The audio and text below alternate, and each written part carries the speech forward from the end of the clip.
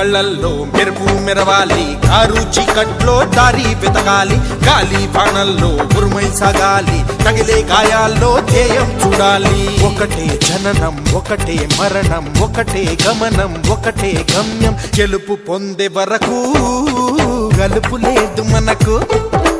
బ్రతుకు అంటే గెలుపు, గెలుపు కొరకే బ్రతుకు.